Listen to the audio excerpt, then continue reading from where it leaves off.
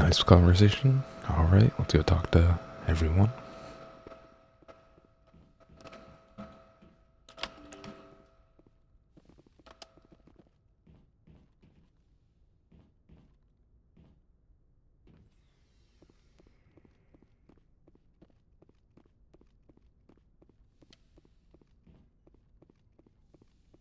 Yes, Commander? Is there something you need? I should go. Goodbye, Commander.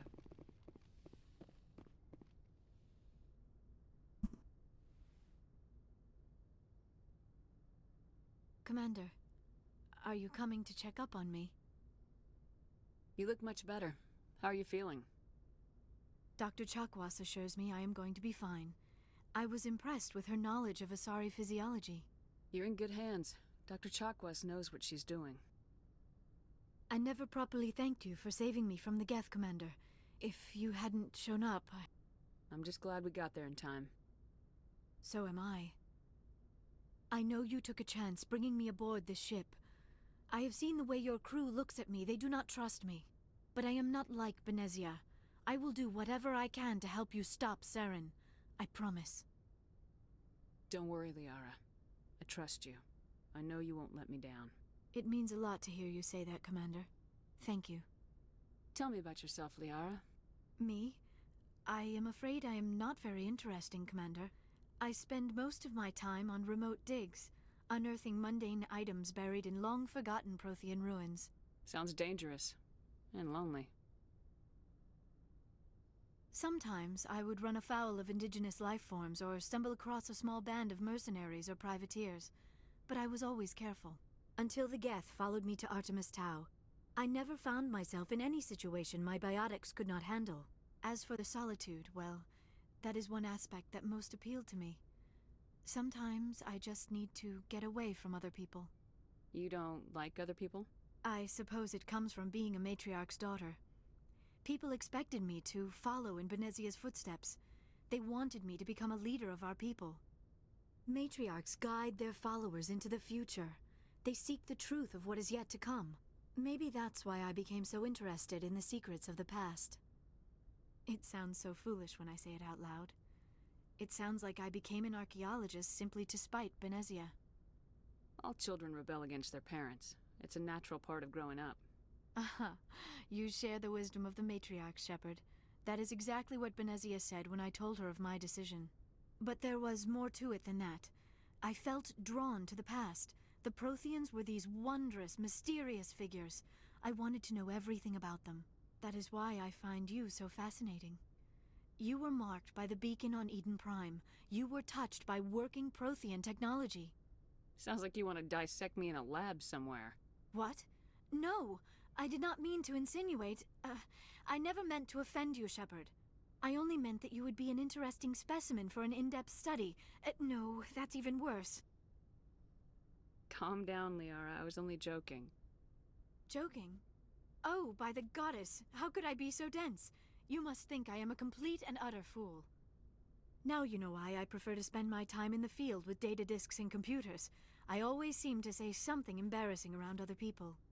Please, just pretend this conversation never happened. Do you know why Benezia joined up with Saren?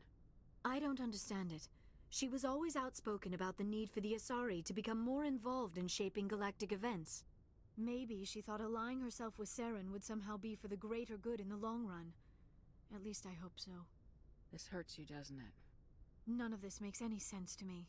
I have not spoken to Benezia in many years, but I know her, and this was not like her. Something changed. I'd like to know more about the Asari. We were the first species to discover the Citadel. We were instrumental in forming the Council, and we always strive to be the voice of peaceful cooperation in galactic disputes. My people believe we are all part of a single galactic community. Each species contributes something to the greater whole. Although we seek to understand other species, it seems few of them seek to understand us. The galaxy is filled with rumors and misinformation about my people. Like what? Most of the inaccuracies are centered around our mating rituals. My species is monogendered. Male and female have no real meaning for us. We still require a partner to reproduce. This second parent, however, may be of any species and any gender. I don't understand. Your species can mate with anyone? Mating is not quite the proper term, not as you understand it. Physical contact may or may not be involved, but it is not an essential element of the union. The true connection is mental. Our physiology allows us to meld with other beings. We can touch the very depths of their minds. We explore the genetic memory of their species. We share the most basic elements of their individual and racial identities. We then pass these traits on to our daughters. It is how we learn to grow as a species and how we develop a greater understanding of other races. What happens to your partner after the union? Every relationship is different. Some unions are a single encounter with both parents parting ways afterwards. Others can be more long-term. Sometimes an Asari and her partner will stay together for many decades. Do you know who Matriarch Benezia chose as her partner? She rarely spoke of her partner. Though I know my father, if you want to use that term, was another Asari. Benezia never told you her partner's name? Union with our own kind is no longer common, not for the purposes of reproduction. Most Asari believe it weakens our species. Asari daughters inherit racial traits from the father species. If both parents are Asari, then nothing has been gained, or so conventional wisdom would hold. I am what is sometimes called a pureblood, though no Asari would ever be cruel enough to say the word to my face. It is a great insult among my people. It is possible Benezia's partner was embarrassed by their union. She may have been too ashamed to publicly acknowledge me as her offspring. Maybe she wanted to meet you but couldn't. Something could have happened to her. Maybe she passed away. You might be right. I hope you are. But I have no way to know for sure. Benezia never spoke of her partner. Whatever happened, it caused her too much pain to dwell on it. She raised me by herself, though that is not uncommon. Many Asari raise their children alone, particularly if the father species is short-lived. Often the partner will pass on long before the child reaches maturity. You Asari live for 1,000 years. What happens when your partner dies? Few sapient species live as long as my kind. We have learned to take a philosophical approach to our unions. We do not focus on the inevitable loss of our partners. Instead, we enjoy the time we spend with them. And even after they're gone, a part of them lives on in us. The union is a connection that transcends both time and space. I should go. Goodbye, Shepard.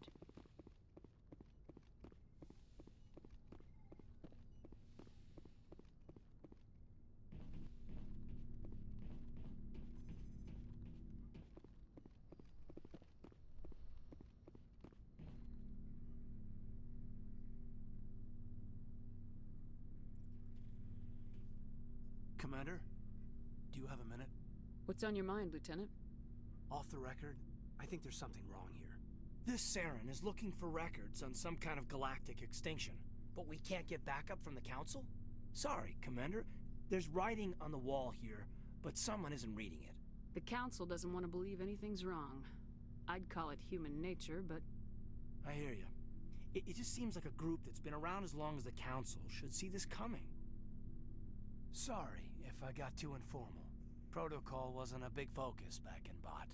Tell me about it. Biotic acclimation and temperance didn't last past the airlock. To the kids they hauled in, it was brain camp. Sorry, hauled in is unkind. We were encouraged to commit to an evaluation of our abilities so an understanding of biotics could be compiled. There are worse results of accidental exposure to Element Zero in the womb. Beats the brain tumors some kids grew up with. Seems like you beat the odds. How many didn't make it? Out of 100, maybe 60 have no effect. 30 suffer adverse effects, little things like brain cancer. The other 10 show enough ability to augment with implants. Not always permanent, though. Not like the cancer. Next thing you know, you're out on Jump Zero. I mean, how's a kid supposed to deal with that? A station at the edge of human space. Jump Zero is Gagarin Station, right? What's it like? Yeah, that's the official name. Biggest and farthest facility we had for decades. Right on the termination shock, the outer edge of the solar system. It's where they did all the Goose Chase FTL research before we caught on to using mass effect fields. It was a sterile research platform when I was there. There were other kids in the same boat, right? At least you weren't alone out there. That's true. We did have a little circle that'd get together every night before lights out. We didn't have much to do, though. It was a research platform then, and Kinetics kept Jump Zero off the extranet to prevent leaks. Then you must have had plenty of time to get to know each other. Yeah, we'd sit around and bull every night after dinner, play cards or network games. There was this girl named Rana, who had a little circle grow up around her. She was from Turkey. Her family was very rich. But she was smart and charming as hell. Beautiful, but not stuck up about it. I think you'd have liked her. Sounds like she was special to you. She was. Maybe she felt the same. But things never felt together. Training, you know. You know of any intentional exposures for certain? No one knows. Doesn't mean they didn't happen. As big as the exposures were, it was hard to track down accidentals. It was different then. No one knew the potential, so there wasn't a lot of regulation. Anything Kinetics did was gold. I'm not saying they intentionally detonated drives over our outposts, but in retrospect, they were damn quick on the scene. Jump Zero's a long way from home. What was it like? The grand gateway to humanity looks a lot better in the vids. Anyway, this was supposed to be a casual debrief, not a bull session about stuff that happened years ago. We have to depend on each other in combat. I like knowing what kind of man I have at my back. I understand, ma'am. I won't let you down.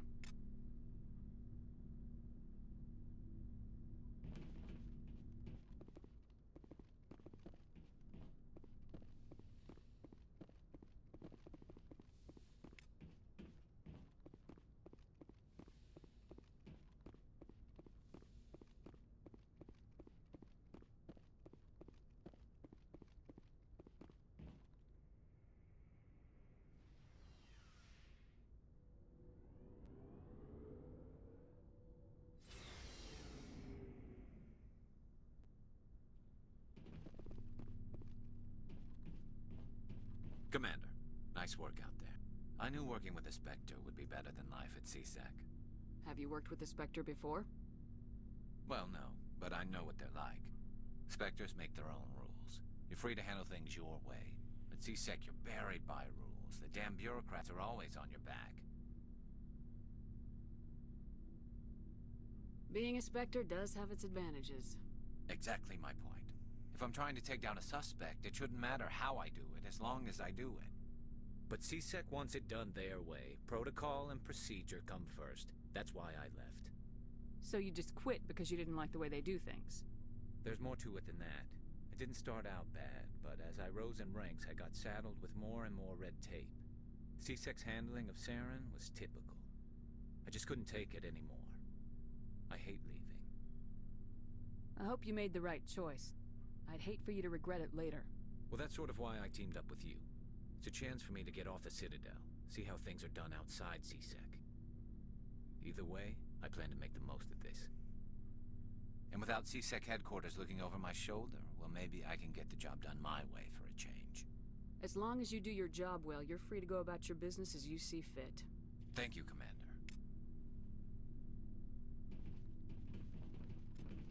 Commander, how are you? Why did you want to be a CSEC officer in the first place? That's a good question. There were several reasons, I guess. Like what? Probably the same as most officers. I wanted to fight injustice, wanted to help people. I guess my father had something to do with it, too. He was CSEC, one of the best. I grew up hearing about his accomplishments or seeing his picture on the vids after a big arrest. He's taking my resignation pretty hard. That's tough. But you'd think he'd be impressed you're going after Saren. My father's a CSEC man to the bone. Do things right or don't do them at all, he says. He thinks I'm being too rash, too impatient. He's worried I'll become just like Saren. He actually talked me out of becoming a Spectre when I was younger, for the same reasons. You were asked to be a Spectre? Well, I was targeted as a possible Spectre candidate. Me and about 1,000 other Turian military recruits. I could have received special training, but my father didn't like it. He despises the Spectres. He hates the idea of someone having unlimited power with no accountability. He wouldn't like you, Commander. No offense. I suppose I can understand his concern. You can. But Saren's not gonna play by our rules, C-Sec's rules. If you want to nail Saren, you need to send someone who isn't restricted by policies and procedures. You're a quick learner, Garrus. We'll beat him at his own game. It's the only way to stop someone like him. I'm right behind you, Commander. Shepard, what can I do for you? What's your story, Rex? There's no story. Go ask the Quarian if you want stories. You Krogans live for centuries.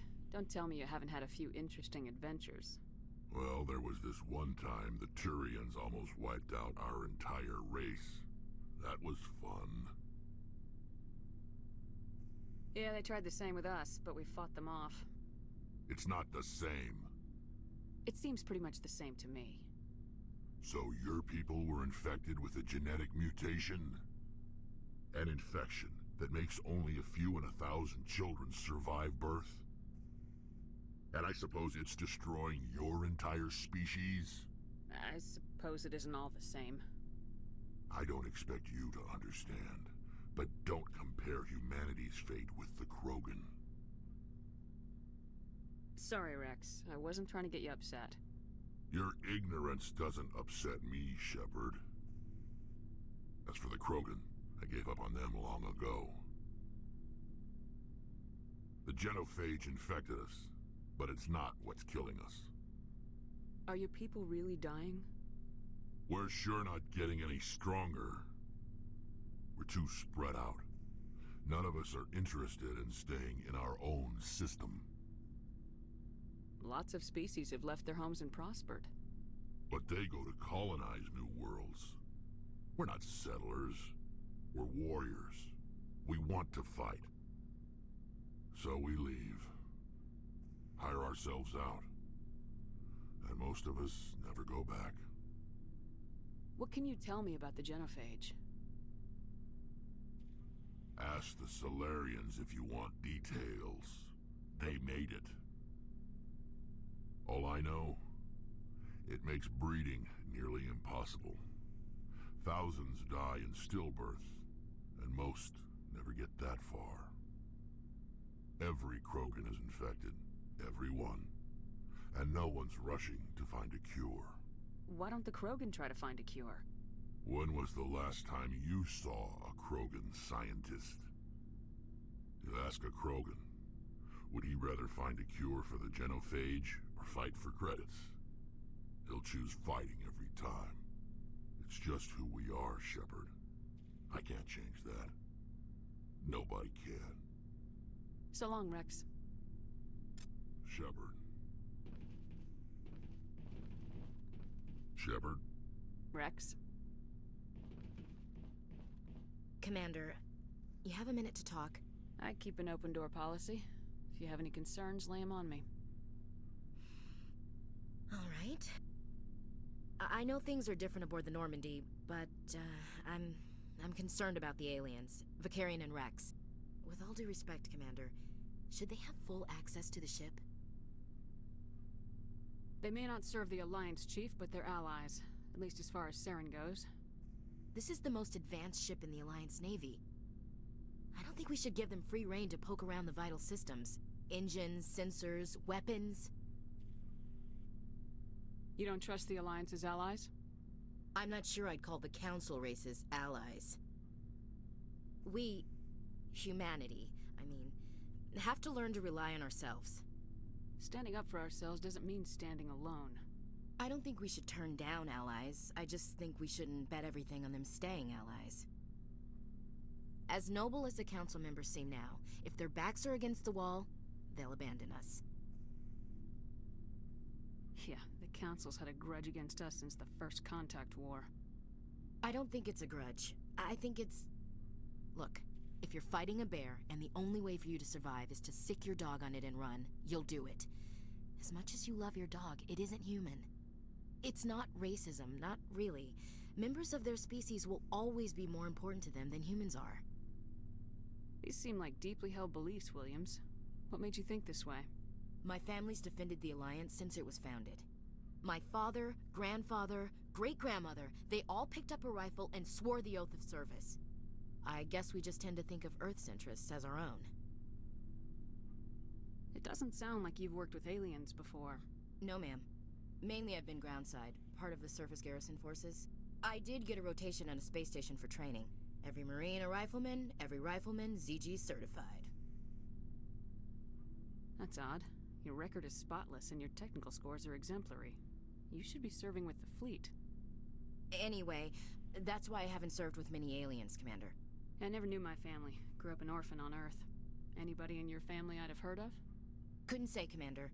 So why are you out here? Just trying to get away from Earth? Mainly I wanted to serve. Protect the Alliance, save lives, you know? Glad to hear it. I'd hate to think you were out here for a free college education. Alright, I can see where your concerns are coming from, Williams. But this is a multilateral mission. You're gonna have to work with aliens, like it or not. It won't be a problem, Commander. You say jump, I say how high. You tell me to kiss a Turian, I'll ask which cheek. Would you kiss anyone I ordered you to? You never know, Commander. What's your opinion of the last mission? Not sure I buy Dr. Tassoni's story about her and her mom not talking. They're family, right?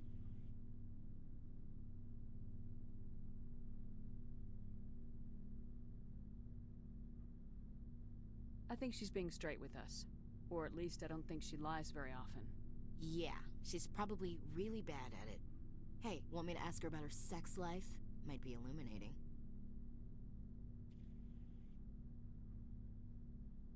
I don't think she's used to teasing, good-natured or otherwise. No fun, Commander. Too bad those ruins got destroyed. I mean, they lasted thousands of years. That's impressive.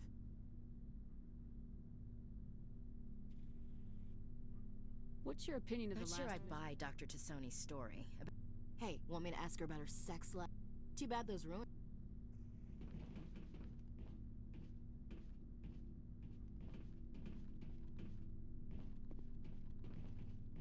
Hey, Commander. Looking for some extra supplies before you head out? What have you got? Whatever you want. Armor, weapons, mods. It's not standard Alliance issue, but that's not necessarily a bad thing. Well, as long as you don't mind paying for it. Why should I pay you for my weapons and armor? My stuff doesn't come from the Alliance. I have to purchase it myself, and it's not cheap. Hell, the licenses alone have set me back more than I'd like. But no licenses, no goods. Without the goods, I'm out of a job. Let's see what you got. You bet, Commander.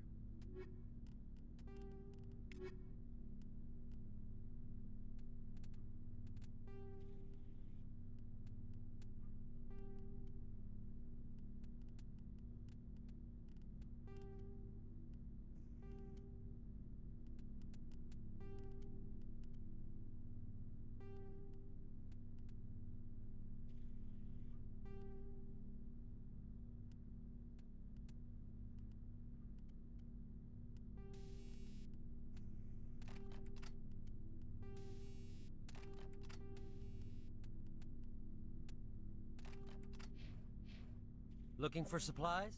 You bet, Commander.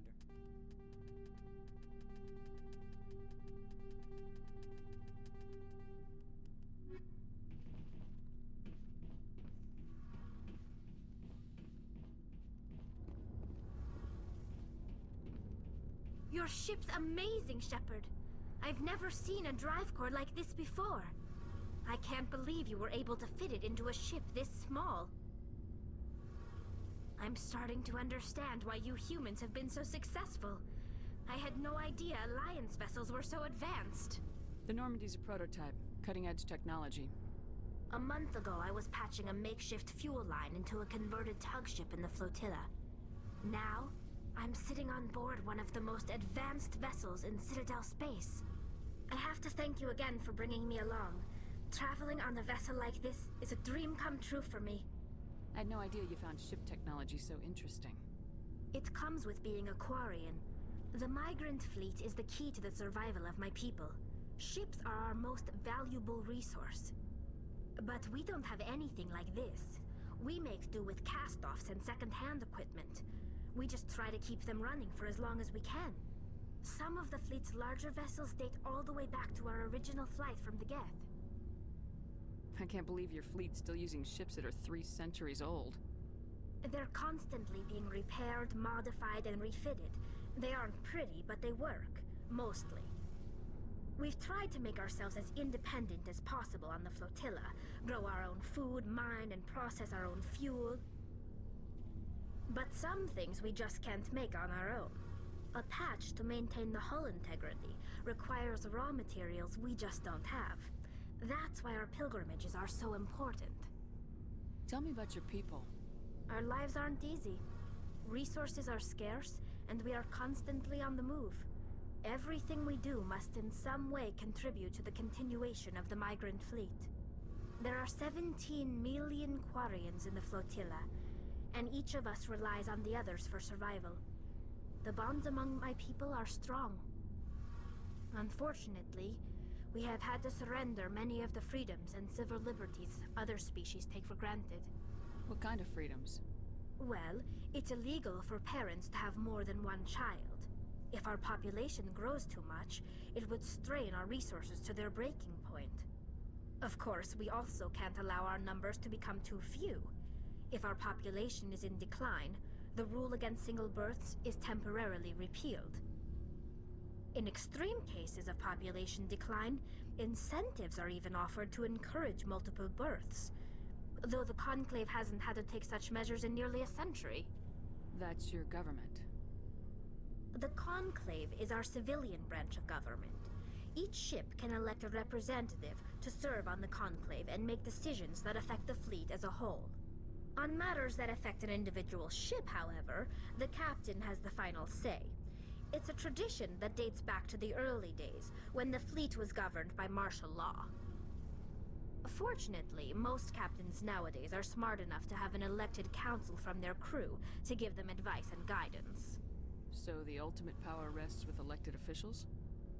In practice, the Conclave and the respective council for each ship tend to set the rules that govern our daily lives.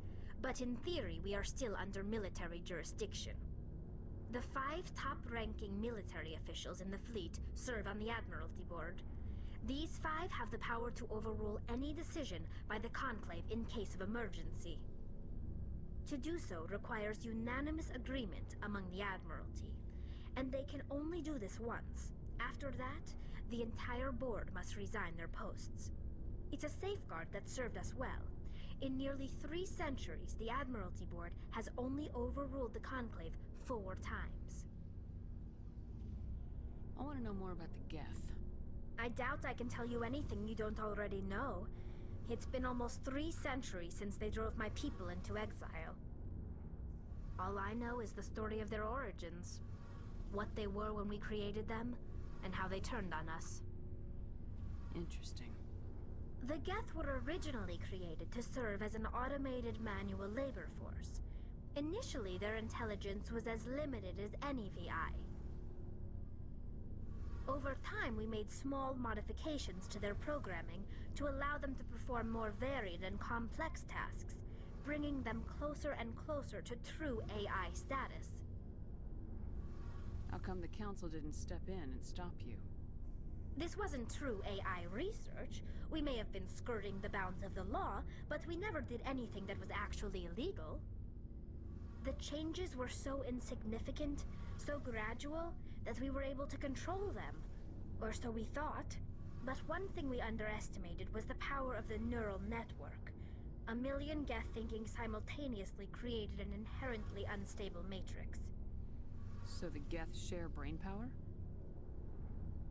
Many of the Geth's logic systems were designed to work in concert with other nearby Geth. Basically, the more of them you have in a group, the smarter they are. So there's some sort of group consciousness? No, nothing like that. They cannot share sensory data or information. Their programming cannot handle that much simultaneous input.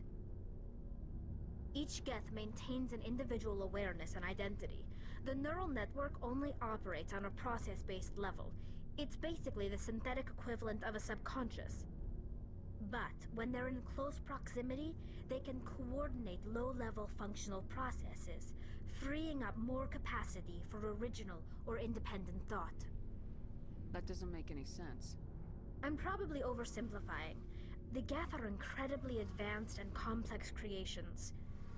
All you need to know is that they get smarter when they gather in large numbers. As we built more and more Geth, their effective intelligence became more sophisticated, more abstract. One day, a Geth began to ask its Quarian overseer questions about the nature of its existence. Am I alive? Why am I here? What is my purpose? As you can imagine, this caused a near panic among my people. I don't see what's so bad about those questions. The Geth were created to engage in mundane, repetitive, or dangerous manual labor. That's fine for machines, but it won't satisfy a sentient being for long. The Geth were showing signs of rudimentary self-awareness and independent thought. If the Geth were intelligent, then we were essentially using them as slaves. It was inevitable the newly sentient Geth would rebel against their situation. We knew they would rise up against us, so we acted first. A general order went out across all Quarian-controlled systems to permanently deactivate all Geth. The Geth responded to this order violently. Hey, you can't blame them for fighting for their survival. We had no other choice. The Geth were already on the verge of revolution. By acting quickly, we had a chance to end the war before it began. The hope was that most of the Geth would still be little more than machines, incapable of organized resistance. But they had progressed much further than anyone anticipated. The war was long and bloody. Millions upon millions of Quarians died at their hands. In the end, we were forced to flee our own homeworld. We feared the Geth would pursue us, but they never came beyond the Veil. Now we drift through space, exile searching for a way to reclaim what was once ours. It's hard to feel sorry for you. Your ancestors tried to wipe out another species. We made a mistake when we created the Geth in the first place. But we did not make a mistake when we went to war against them. If we had not acted, they would have wiped us out. They're a synthetic life form. They have no use for organics. None. Why do you think they cut themselves off from the rest of the galaxy? Why do you think they've killed every organic being who's ever tried to contact them? They didn't kill Saren. What does that tell you? The Geth are not innocent victims in all this. They're the enemy. They want to destroy us. Not just the Quarians. All organic life. That's why they've joined up with Saren. And that's why we have to stop him. I want to know more about the pilgrimage. When my people reach maturity, we leave our birth ships and seek acceptance with a new crew. It's necessary to maintain genetic diversity among the fleet. But no ship wants to accept someone who will be a burden on them. So, to prove our worth, we embark on a pilgrimage. We set out alone, leaving the flotilla and our families behind us. We only return once we have found something of value we can bring back to the fleet. This is presented as a gift to the captain of the respective ship we wish to join. If the gift is accepted, we are welcomed into the crew. Can a captain choose to reject the gift? That doesn't happen often. Most captains are eager to increase the size of their crew. It increases their own standing in our society. Even when a gift is not particularly valuable, the captain usually accepts it out of a sense of tradition. However, there is a stigma to presenting a substandard gift. It's not the best way to make a good impression on a new community. Most pilgrims don't return until they find something worthwhile. I want to talk about something else. Like what? I should go. See you later. Hey, Commander, you know that Quarian, Tally? She's been spending all her time down here asking me about our engines. I'll tell her to leave you alone. What? No, she's amazing. I wish my guys were half as smart as she is. Give her a month on board and she'll know more about our engines than I do. She's got a real knack for technology, that one. I can see why you wanted her to come along. I figured she'd be a real asset to the team. You got an eye for Tally, Commander, but I'm guessing that's not why you came down here. Fill me in on the IES stealth system. How does it work exactly? You can't hide a ship out in space. They emit too much heat and radiation, too easy for sensors to pick them up, unless you find a way to capture those emissions. So our stealth systems trap the energy we give off in storage sinks built into the ship itself. No emissions to give away our location. Eventually the sinks have to be vented. More than a few hours silent running and they overheat. Cook us inside our own hull. There's no way for anyone to detect us? A visual scan can still pick us up. Anyone looking out a window can see us plain as day. But you have to be pretty close to get an actual visual out in space. Most vessels rely on scanners. As long as the stealth systems are engaged, they can't see us. Not unless we accelerate to FTL speeds. Why doesn't it work with faster-than-light travel? Cranking up to FTL blue shifts our emissions, pushes them into frequencies too high to capture in the sinks. As soon as we make the jump, it's like setting off a flare. Sensors can pick up our location whenever we enter or exit FTL flight, but for short-range missions, our stealth systems are amazing, and we've got the only one. I want to know more about the Normandy. She's the best ship I've ever served on, probably the fastest vessel ever designed, and she's the only one using the new Tantalus drive core. What's so special about the Tantalus drive core? Proportionally, it's about twice the size of any other vessel.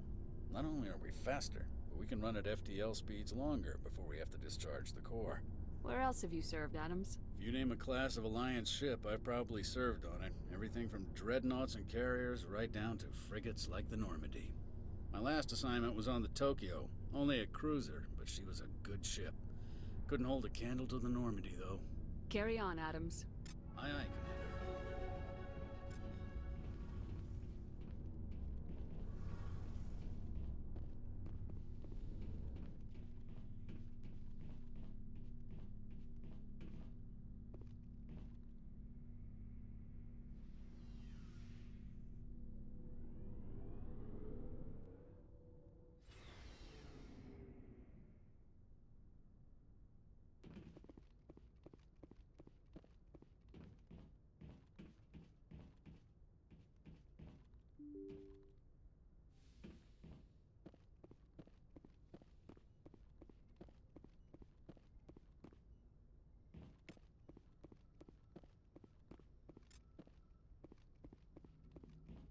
I prefer gold to silver, you know, for my medal. I figured you'd recommend me for one since I, pulled your boots out of the fire. If we present you with a medal, you'll end up sitting on stage listening to politicians make speeches for a couple of hours.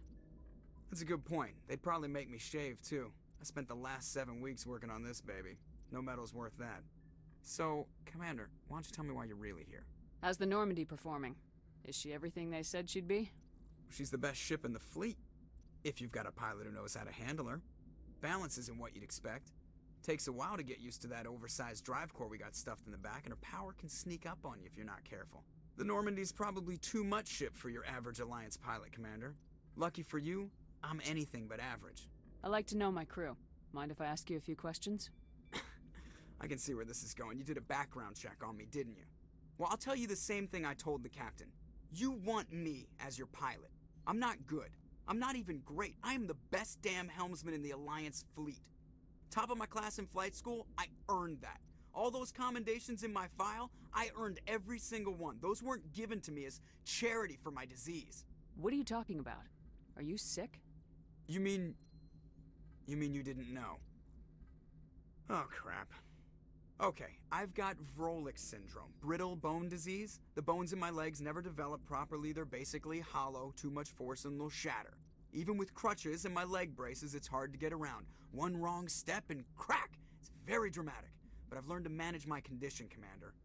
Put the Normandy in my hands and I'll make her dance for you. Just don't ask me to get up and dance unless, you like the sound of snapping shin bones. Why does everyone call you Joker? It's a lot shorter than saying Alliance Flight Lieutenant Jeff Moreau. Plus, I love to make little children laugh. You're dodging the question. Look, I didn't pick the name. One of the instructors in flight school used to bug me about never smiling. She started calling me Joker, and it stuck. Why didn't you ever smile? Hey, I worked my ass off in flight school, Commander. The world's not gonna hand you anything if you go around grinning like an idiot. By the end of the year, I was the best pilot in the academy. Even better than the instructors, and everybody knew it. They'd all got their asses kicked by the sickly kid with the creaky little legs. One guess who was smiling at graduation? I need to know more about this Vrolik syndrome if I'm putting my ship in your hands. Yeah, of course you do. It's an extremely rare condition. Nobody knows exactly what causes it. Genetic, maybe. It's treatable, but there's no cure. They classify my case as moderate to severe. I was born with over a dozen fractures, hip, thighs, ankles. My bones were already breaking in the womb. 100 years ago, I wouldn't have survived past my first year. Lucky for me, modern medical science has turned me into a productive member of society. You're not gonna break a bone trying to fly the ship, are you? I don't fly with my feet, Commander, so I'm fine as long as I'm in this chair. I gotta be real careful when I get up to take a piss, though. I can do my job as well as anyone on the ship. Better, actually. So don't worry about it. I'm not trying to make you uncomfortable. Let's talk about something else. Whatever you want, Commander. How'd you end up joining the Alliance? Look, if you're looking for an inspirational tale of the crippled kid overcoming impossible odds, you're gonna be disappointed. My mother was a civilian contractor working for the Alliance. I basically grew up on the Archara station back when they were building up the fleets. Spend all that time around Alliance ships, there's a good chance you'll end up going to the Academy. I have to go. Alright, see ya.